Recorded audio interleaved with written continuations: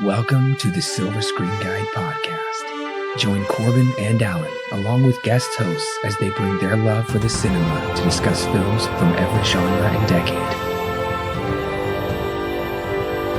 Learn about the history of the film, little-known facts, and insightful explorations while they enjoy discussing your favorite film. The curtain is rising and your podcast is starting, so sit back, relax, and enjoy your guide to the silver screen. Welcome, listeners, to the first installment in our Terminator movie review series. Today we are reviewing The Terminator. This is your co-host, Corbin. I'm Allen. And this series has become completely iconic, and especially with the release of Terminator Dark Fate just a couple months ago in 2019, we thought it would be a great idea to go back and review all of these films because I have seen all of them, save for Dark Fate as of this recording, and I watched them in kind of a weird order. So I'm like kind of new to the Terminator series, even though I've seen them all at least once, but I'm not a diehard Terminator fan. Yeah, I've seen... The first one I actually watched was Terminator Salvation, and that was the year that it came out, and that was before I watched anything else, and I was a wee lad. So that came out, I think, 2009, I want to say. But when I got to college, then I actually watched the original two Terminator films. I'm pretty sure I watched them in order, Terminator 1 and Terminator 2. Haven't seen Terminator 3 yet. I watched Terminator Genesis when it was put on, I want to say it was Amazon Prime. Yes. Back a few years ago. And yeah, I haven't seen Dark Fate yet. So as of this recording, I have yet to see Dark Fate and Terminator 3 Rise of the Machines. So that'll come in a couple weeks from here.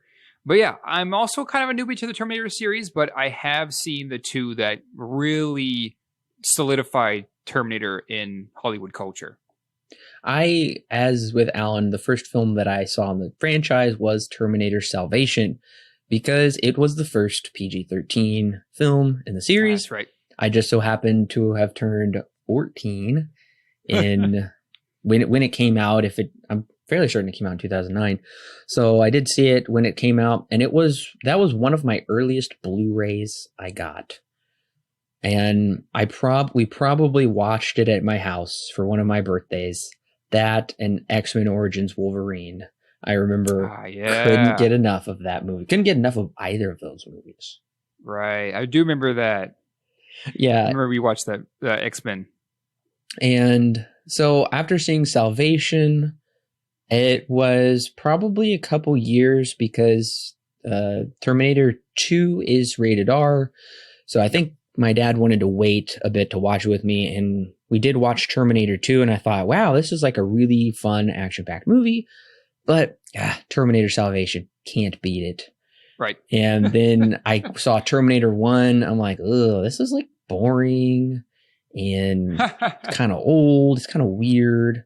I'm like, not good. Terminator 1, not good. And then I saw Terminator 3, Rise of the Machines. And I'm like, this is weird. Like, whatever. Like, forget this hogwash. Can't even understand this movie anyway. Right. And then Alan saw Terminator Genesis. He's like, hey, it's on Prime. And I'm like, ooh, I'm just going to sit down and watch that because neither of us caught that in the theater. And I remember we both had incredibly different opinions on that movie for very different reasons. We did. It was very polarizing when we talked about it because our thoughts were so completely opposite. Yeah, we will talk about that when we get to Terminator Genesis. Yes. Because I'm going to see if my rating has changed, and I'm going to see if Alan's rating has changed. I'm very curious. I'm curious too. I'm curious to see how my thoughts have differed from whenever it came out on Amazon Prime. So, James Cameron, as of this time, is no new name to Hollywood. He's produced what was the highest grossing film of all time until it was recently beat out by Avengers Endgame, Avatar.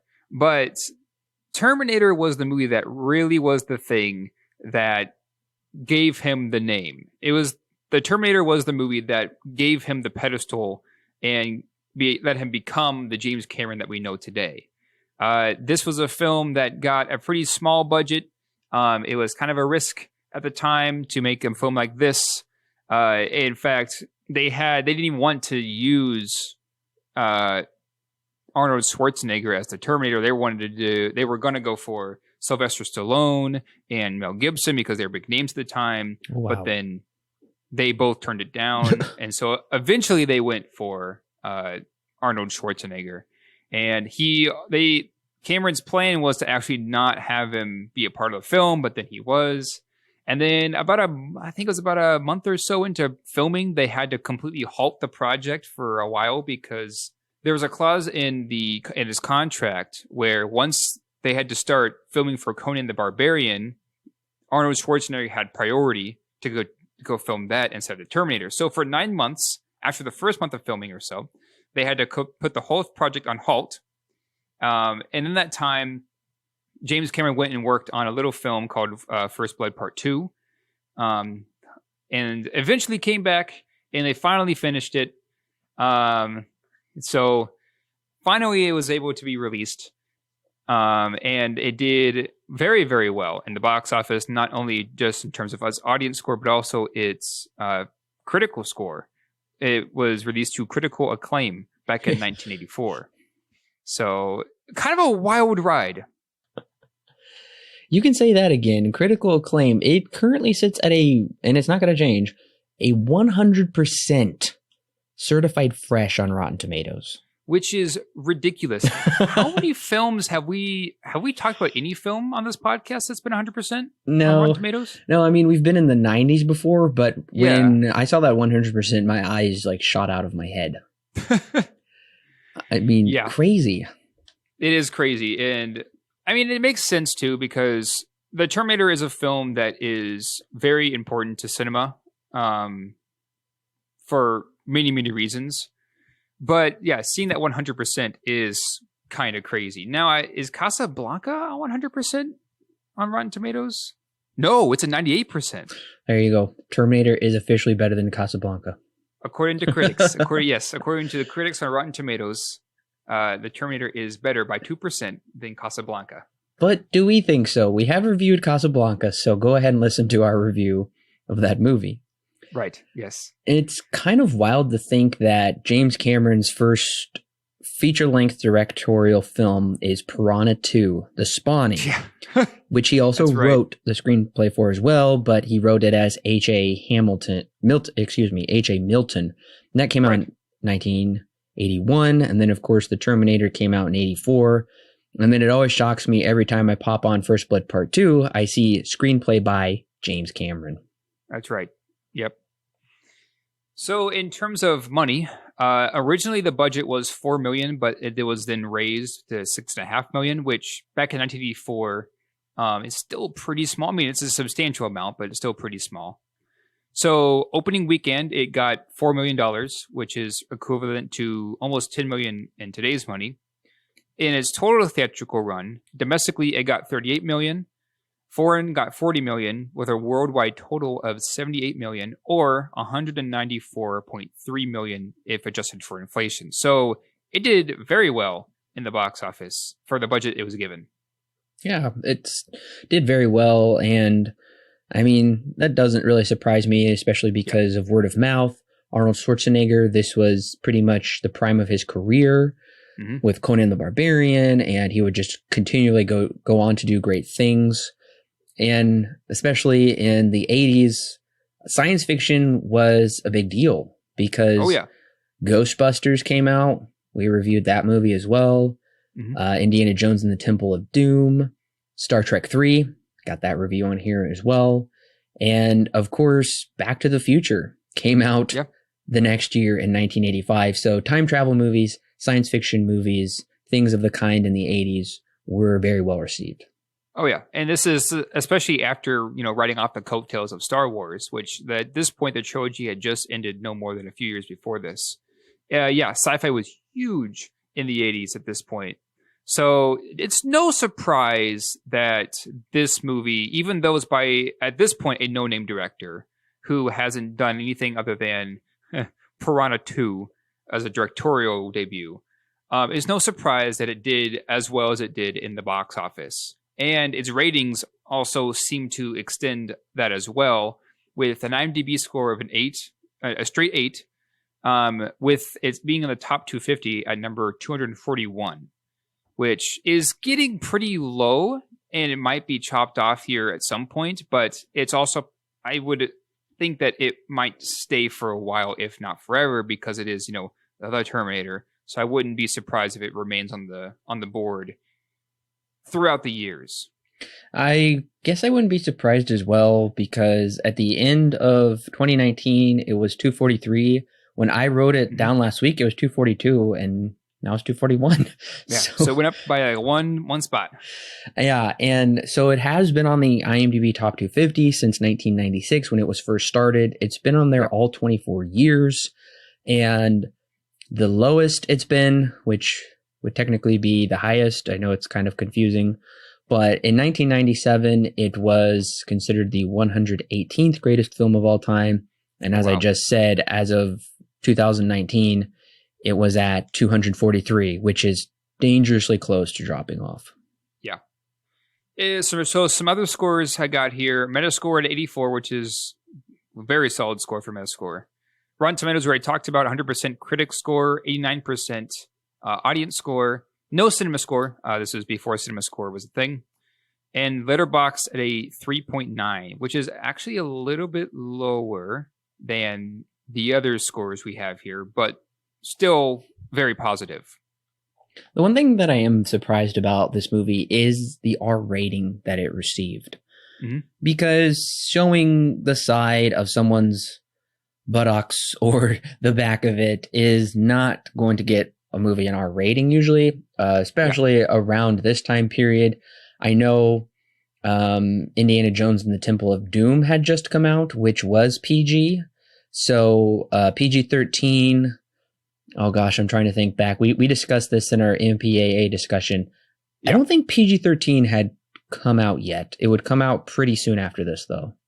Yeah, it came out in 84, but it's also possible it just had not been implemented currently. I don't actually know what date it actually went into effect, but it's possible that it had yet to go into effect at this time.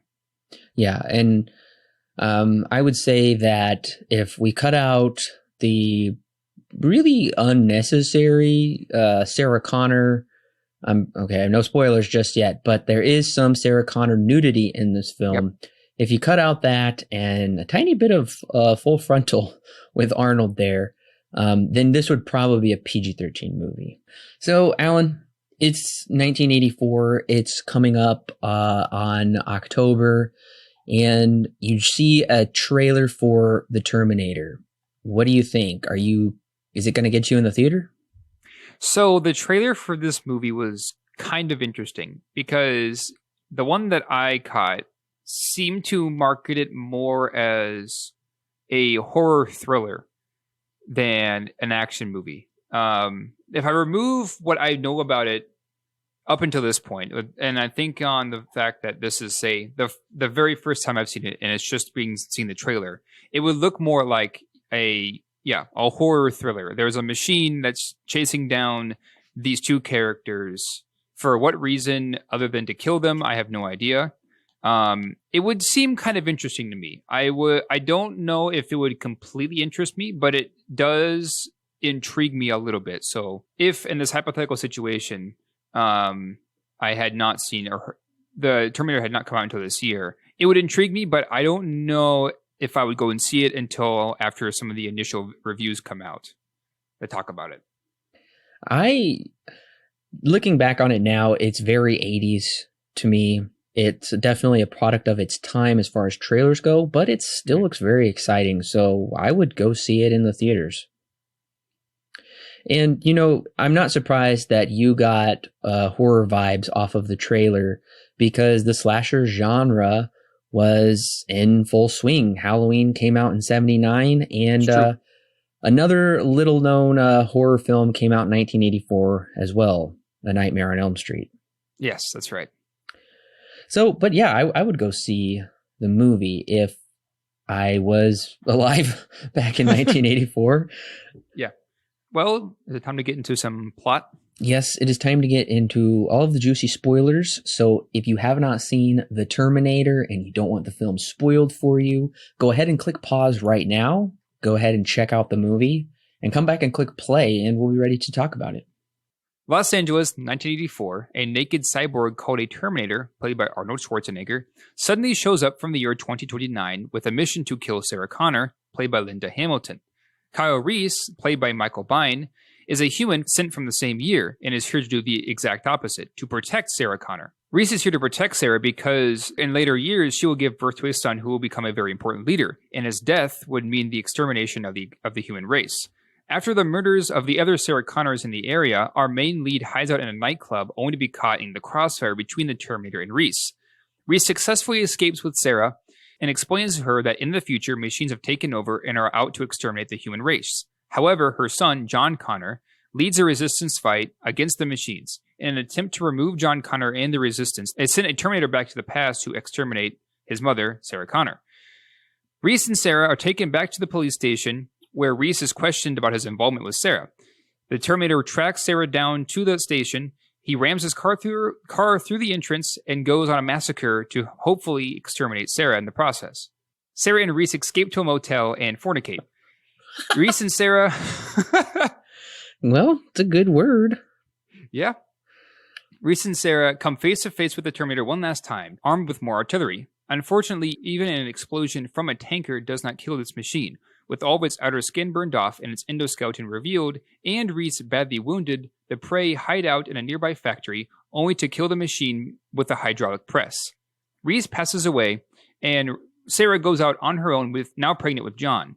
We see her talking to her son through audio tapes as she drives into the sunset as credits roll. So the first thing that hits me when I watch this movie, particularly the first third of it, is it's pretty much straight visual storytelling in the first act, which was kind of a breath of fresh air that we're not spoon-fed anything. And we don't know if Kyle Reese is a bad guy. We come to see that Arnold Schwarzenegger's character is a bad guy. We don't understand what they want Sarah Connor for. And so I found the first act of this movie at least to be quite engrossing and a very exciting taut thriller, but more so a horror movie. Yeah, it does go for some of those horror vibes, which as you mentioned just a little bit ago, the horror slasher genre was very much in full swing at this point in the 80s. But yeah, you're very much correct. This movie is very heavy on its visual storytelling in its first act. We don't really know what's going on with what's up with Sarah. How is she involved in the story with these two guys that just kind of magically showed up? So it kind of leads you to wonder what is going to happen later on when these three characters inevitably meet up. And luckily, that doesn't take very long for that to actually happen. It takes about maybe 10, 20 minutes before their first encounter is had in the nightclub. And at that moment, you kind of get a realization of this thing, Arnold Schwarzenegger, which at this point, when they do finally meet up in the nightclub, he is not a human. He's very much a robot. And it's kind of interesting to see, just not only how powerful the robot is, but how delicate Sarah's life is and how important her life is going to be later on because of what happens in the future. The setup in this movie is rather strong, I feel, given that opening that's pretty much solely visual storytelling almost to set up our story. It makes for a good hook, I would say. I did find it to be fairly unique that they're taking a lot of elements seemingly from Halloween, because if you really think about it, the Terminator is Michael Myers in this movie. He's silent. He doesn't necessarily run after you. He just kind of walks after you and you can't kill him. And he seemingly doesn't have a motivation. And Sarah Connor is very much a Laurie Strode type character.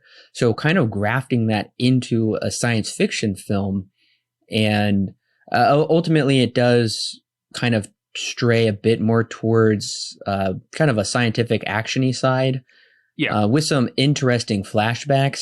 I really found this to be very, very unique, particularly for the time period, because horror and science fiction aren't anything new. Alien had already come out from Ridley Scott, which many people consider to be one of the greatest horror films, and of course it's science fiction. Right. So that element of it, I was really surprised this time around, and I loved it. That's definitely my favorite part about the first third of the movie.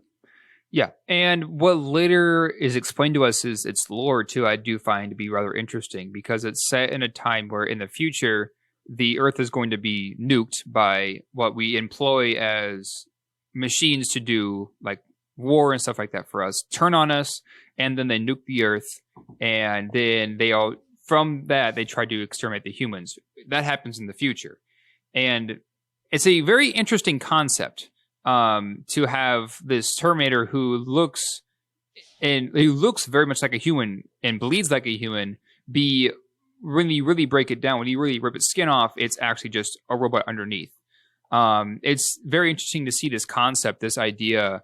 It's still still 80s at the time, but still interesting in its world building and its lore. I found that to be some of the more interesting parts about the Terminator. This movie in particular is the background info of its story, and how one event that happened way in the past, it kind of has that butterfly effect theme in it, where one event way back in the past explodes in something much more important later on in the future that you just can't see. Well, they beat Back to the Future to the punch.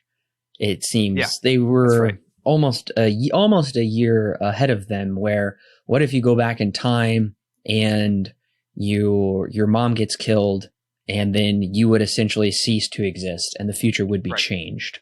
And this was also, we should note, kind of at the dawn of technology that was becoming more prevalent in the minds of just the average citizen. Now we Right. carry, computers around us everywhere. I literally have like 4 computers sitting around me right now. But back then, technology, I don't even think artificial intelligence was on very many people's lips. Mm-hmm. Anyway, robots, of course, were a known entity back then. But I think this was also deeply playing on unexplored fears within the mind of the audience of Right. what if eventually we do make a machine that is smart enough to take us out and it becomes the master. I think that would be a completely logical question for people to have. Particularly, they did capitalize on that. I really enjoy this movie. It's called War Games. Oh yeah, I've heard about this. Yes, with Matthew Broderick. War Games came out the year before this film in 1983, where the computer essentially will incite World War III because of its artificial intelligence. So absolutely, I can see James Cameron even further playing off War Games, and he's like, what if the computer was a person? What if it's somebody that blended in with you? And that leads me into, I think Arnold Schwarzenegger is honestly fantastic. He makes me believe he's a robot.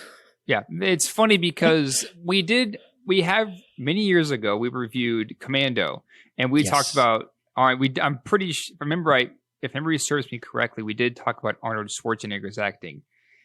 In that movie, he's trying to be a bit more serious than in this one, a bit more of a human-like character, but he's still kind of wooden. And in this movie, I feel they found probably the perfect balance of acting for him, which is funny because the acting in this movie is for him just to be a robot. So yeah, I feel this is perfect casting and great acting from Arnold Schwarzenegger because it plays into something that I feel is perfectly cast for him.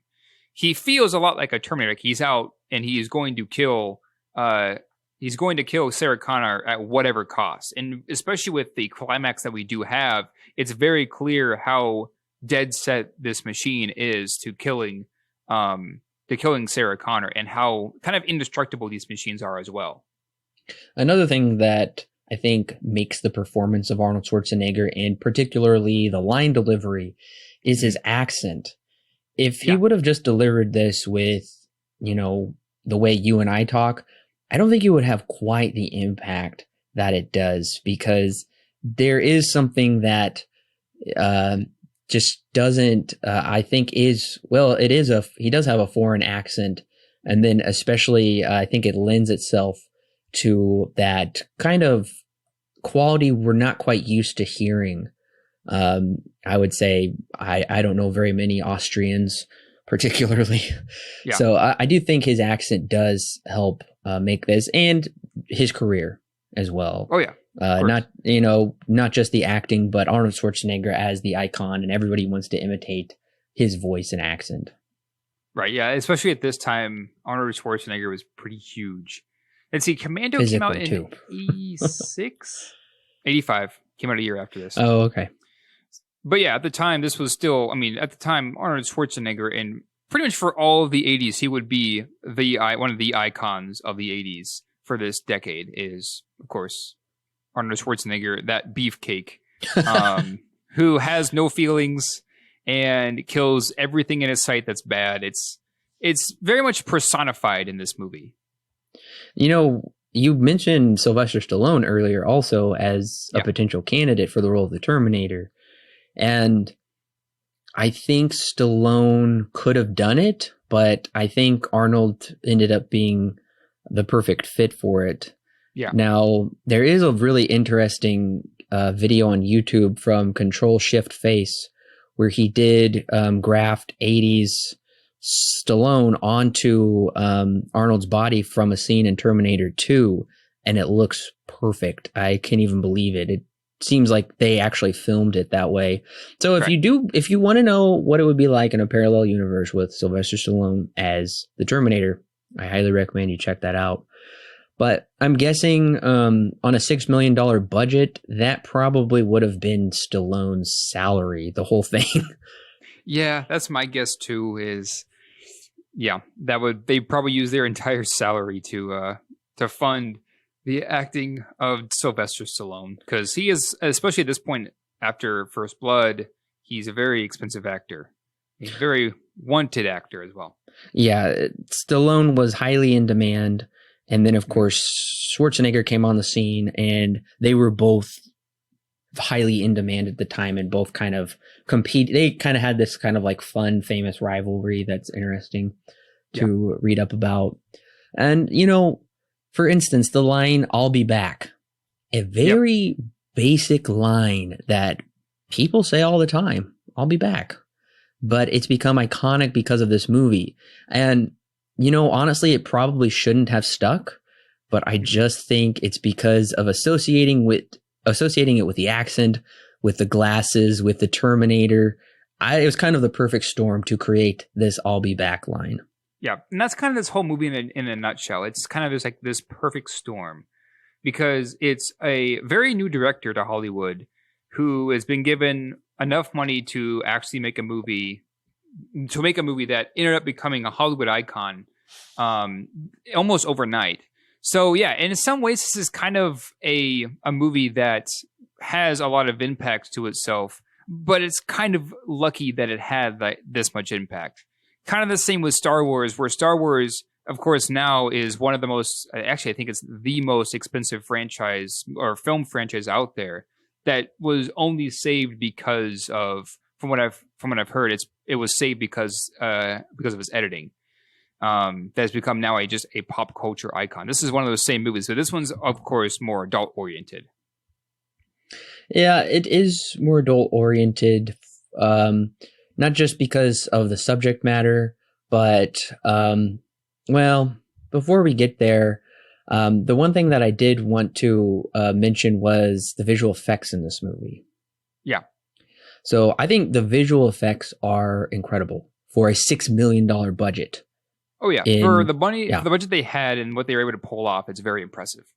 I think the one thing that everybody will be kind of shell shocked by when they see this movie is the stop motion Terminator at the end of the film. Yeah, I noticed that when I watched it in college.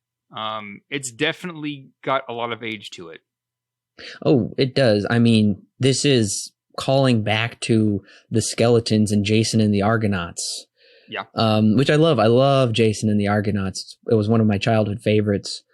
I think some people will probably see that as a negative, but I still find the usage charming and definitely kind of that callback to old Hollywood, because Jason fought skeletons in Greece, and now Kyle Reese is fighting a skeletal, futuristic Terminator monster in modern day America. It's cool, and I like that. It's kind of the last remnant of its time because stop motion isn't used in a serious capacity really like this anymore. Yeah, definitely not. And yeah, once again, for the time that this came out and the budget that they have, it is surprising how good it looks. Now, by today's standards, it is most definitely aged, but it's kind of one of those things that really, in my mind, helps the movie. It is still very 80s, but at the same time, the stop motion and some of the older style visual effects, after so many years, I feel help it give it more of an 80s vibe. It makes it give it more of an identity as to when it came out. So while I don't think the visual effects hold up nearly as much nowadays, it's still something that I feel helps the movie more than it hurts it because of its identity. Let's go ahead and jump back to what I was talking about with this is probably my biggest critique of the film, which always bothers me.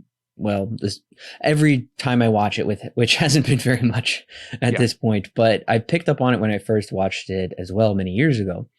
So after they escape the police station from the Terminator, Kyle and Sarah, I feel like they hit this roadblock, a pacing issue, I would say. It's a big halt, which makes me lose interest in the movie because I really hate it in these movies where you have to have the slowed down nighttime heart-to-heart scene around the campfire.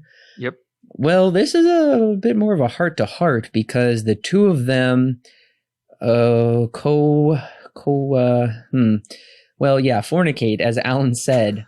And thus John Connor is born, which doesn't make any sense. Yeah, it was. Oh yeah, not to mention too, when Reese talks about this twice, about why he went back in the past to save Sarah Connor. The first time he plays it off as if, oh, it's my duty to be the one who goes back to the past to save the mother of our leader, right? That's what he passes off as originally. We soon find out long after that his real intention for going back in the past is because he's actually falling in love with Sarah Connor because he got a picture from John Connor in the future that we see being taken at the end of this movie. And he somehow falls in love with her through seeing that. And that's the big driving force for him to want to go back to the past. It's interesting. In my mind, that is his reason for, this big army-like guy going back to the past because he has feelings for somebody. It's very 80s, yes, but it's also, I feel, kind of a weaker motivation for this character. I agree. It's kind of a romanticized, very much taken out of kind of a pulpy science fiction novel, it feels like, or even something far older, like Edgar Rice Burroughs' John Carter of Mars, where they're from two different worlds and star-crossed lovers across time. I don't really like it, and I can't even understand how it makes any sense, because Sarah Connor clearly had to have met someone and had a baby, which grew up to be John Connor.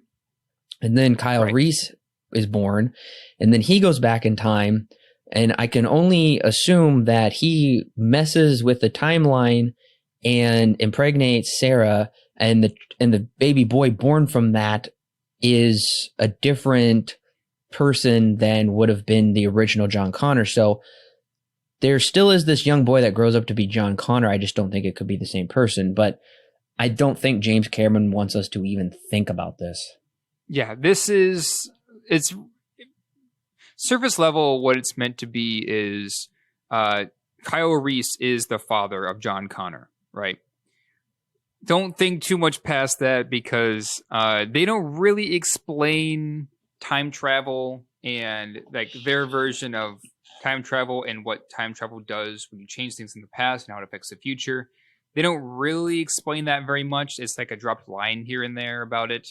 So I'm fine with it being something that isn't really explained. However, I would have liked for it to go more in depth with that. But from what I hear and from what I have seen, the later movies do this. They do go more in depth with the timeline of things. I'll be interested to see if they can retcon any of this, because I can't even wrap my head around it. And that just serves as a needless distraction to this very streamlined movie, streamlined story, which is unfortunate. And once again, I really don't like it once they hit that standstill and we have to have this pointless sex scene.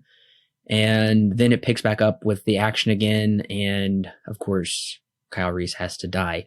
So honestly, that really makes me turn on the movie. I'll have to be honest. Once this occurs, it loses me. It honestly loses me. Yeah, no, this for me, and this was the same when I first watched it. When we get to about the last 45, 50 minutes, I feel the movie just really slows down. And even that ending action scene doesn't, at that point in the movie, doesn't really grab me nearly as much as the previous scenes. And I feel that's because I think you talked about this a second ago, the pacing gets kind of weird there towards the end. I feel like once we get about 45, 50 minutes from the climax, or even just from the end of the movie, actually, I just start to lose interest. And it's also not a movie with a lot of depth to it in terms of its characters. They're pretty cardboard, which is a product of the 80s, but it's something that I feel, had there been maybe a bit more complex, would have kept me more engaged with the story. One of the other things that, of course, takes me out of it, which I don't want it to be any different because I like things being a product of their times, is also the score is so 80s, so outdated. Yeah, the main theme of this has become very iconic. Yes. And for one reason or another, that's just how it ended up. Yeah, I agree with you. I don't think the score of this movie is really all that good. It's something, even the main theme I feel is, to me, not very catchy. I don't really care for it that much. I understand why it's so popular, but yeah, I don't think the score here is really anything special to me.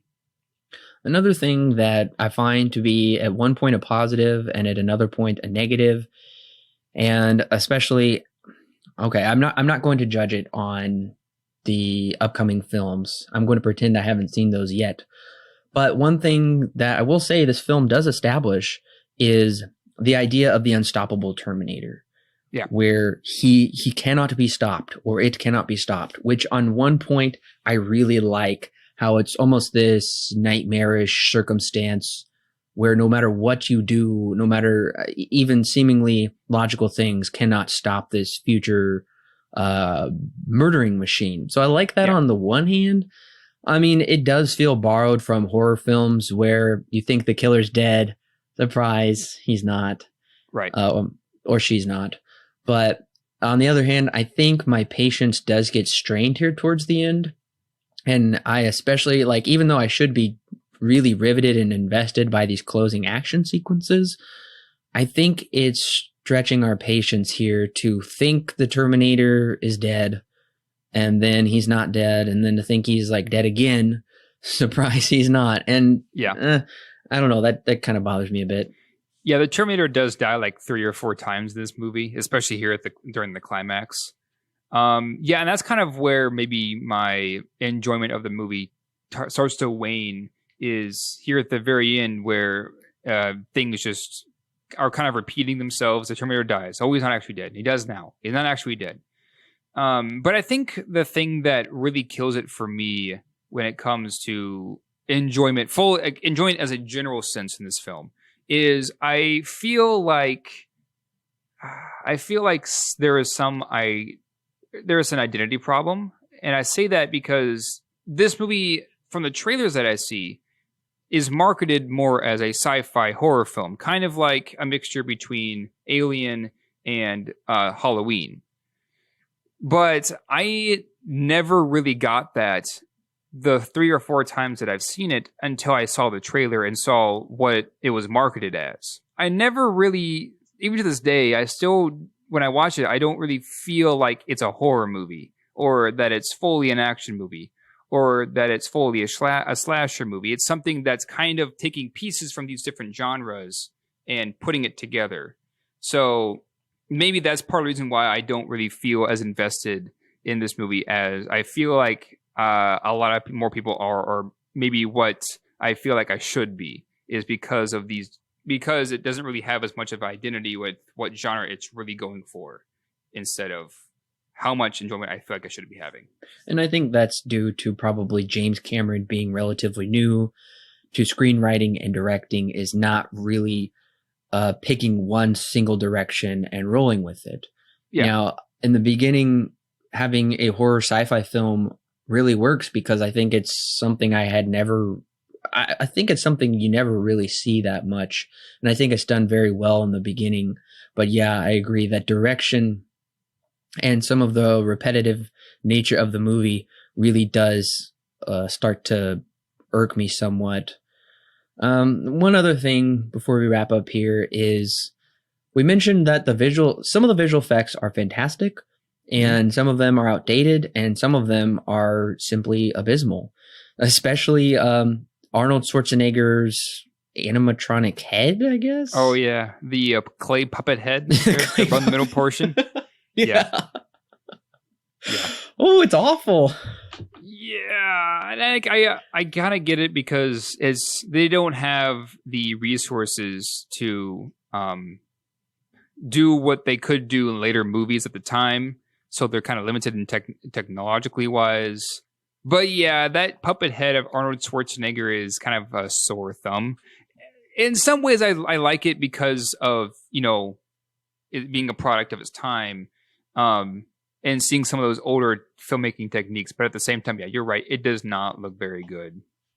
Alan, what is your rating and recommendation for The Terminator?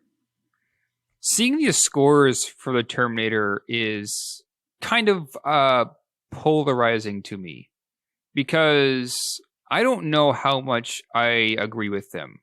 100% of Rotten Tomatoes is quite the feat.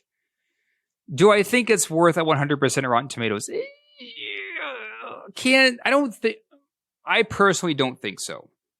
I understand why it's important. And there are things about it that I do really enjoy. I do love the world that they set up. I do really love some of the special effects that they were able to pull off despite how much budget they had. I do really like how Arnold Schwarzenegger has a role that's essentially perfect for him, and that he would continue to play even into these newest movies, being however many years old. But when it comes to my actual enjoyment of the film, I don't really care for it that much. And I say that still understanding and still appreciating why it is so important. It is important. It is an important film. But it's not a film that just because it's important doesn't mean I necessarily have to give it a high score and a recommend. I think it's fine, and I'll still recommend it for its importance. But I don't necessarily feel like it's a movie that I have to like because everybody else says that this is great. So it's got good elements, but I don't really like it. So for me, 6 out of 10, but still a solid recommend. Part horror, part sci-fi action flick, The Terminator begins strongly but falters greatly due to pacing issues. For an 80s time travel adventure, it surprisingly doesn't rely on much cheesiness. It features some great car chases and a thrilling on-the-run premise. The first act is nearly all visual storytelling. Arnold is a near recreation of a Michael Myers-type villain. Once the second act hits, and Sarah and Kyle flee the police station, the pacing hits a repetitive standstill from which it never recovers. As for a time travel film, it doesn't make any sense. How could Kyle Reese be John Connor's father when he had never traveled back in time in the first place? Cameron presents strong ideas, some of which have stood the test of time, especially for a first outing, and nearly pulls it off with the execution. But there's not enough here to forgive this 80s adventure of its loss of focus and repetitive nature. The Terminator receives 5 stars out of 10 with a mild not recommend. I'll say this. for our first outing, it's very, very impressive. It Yes. reminds me a lot of District 9 in a Yes, lot of ways. Yeah. But yeah, it seems that you and I are kind of on the same page. While we understand how important it is and how good the qualities that are good, it doesn't. We don't really care for it as nearly as much as a lot of people do.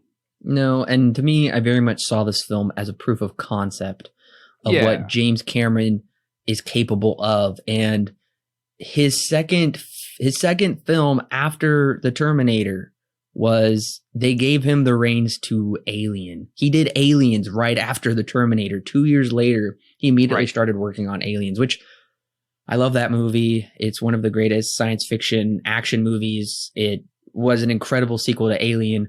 So, and then James Cameron just like kept on rolling from there, and he created Avatar and all kinds of other movies. So, right.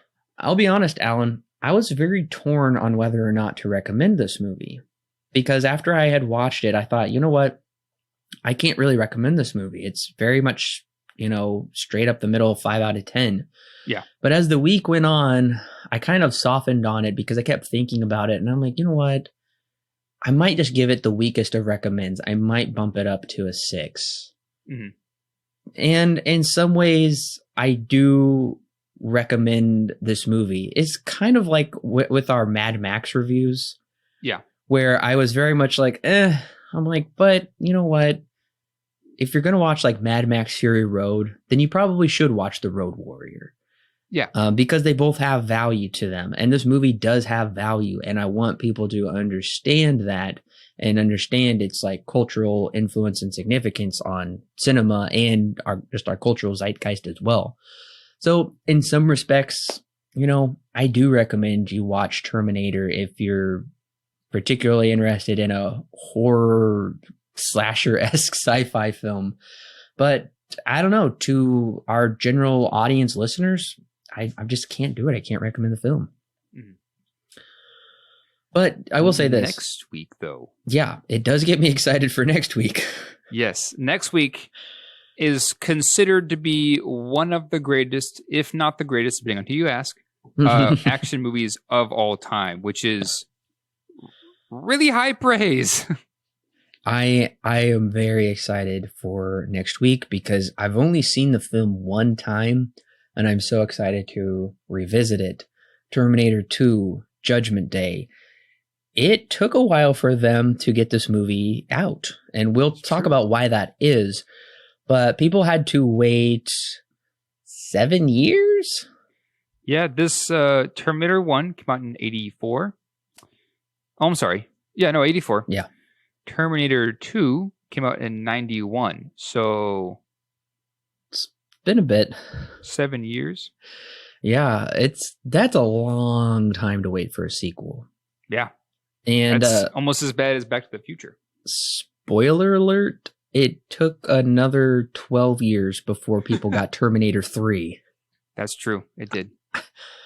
I just can't believe it. I can't believe they made a sequel 7 years later. And yeah, it's no surprise. It is a beloved film and it did incredible at the box office.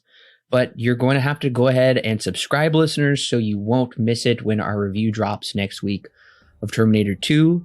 And make sure to share this with your friends and family because we love talking about movies and we love talking about them with you. So the question after the show is the Terminator all it's cracked up to be? That's what I really want to know, because don't just because it has an 84 on Metascore and a 100% on Rotten Tomatoes. I want you to make up your mind, just as Alan and I did. But don't judge it just because it came out in the 80s and hold it up against a sci-fi film coming out in 2020. Don't do that, because I don't think that would make any sense at all. That doesn't impact the value of a film or the merit with which it brings. But we want to know, are your criticisms the same? Or do you think it's great despite those criticisms? Or maybe you don't really see those criticisms. We want to know, so make sure to comment below your thoughts on the Terminator. Very curious to read those. Alan, thanks for joining me. Sure thing. All right, listeners, we'll be back next week with Terminator 2, Judgment Day.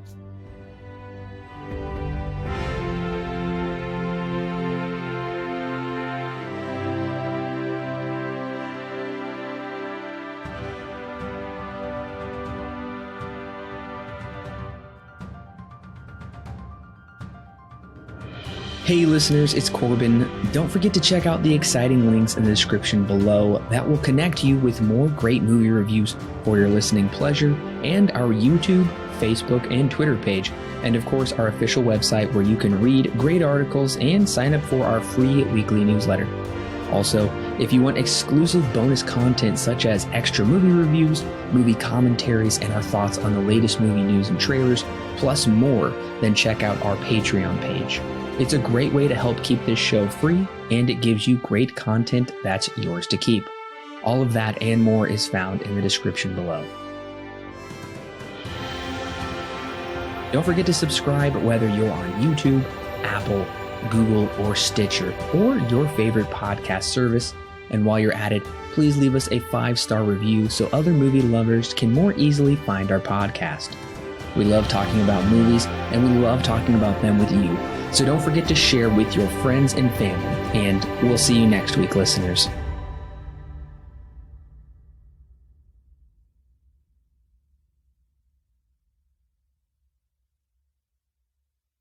The Silver Screen Guide podcast is edited and produced by Allen and Corbin.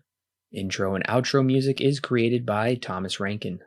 The thoughts and opinions herein expressed are those of the individual and do not necessarily represent those held by Silver Screen Guide. Silver Screen Guide is not affiliated with any company or individual involved with the creation of this movie or TV show. No portion of the podcast may be used without express written permission from Silver Screen Guide.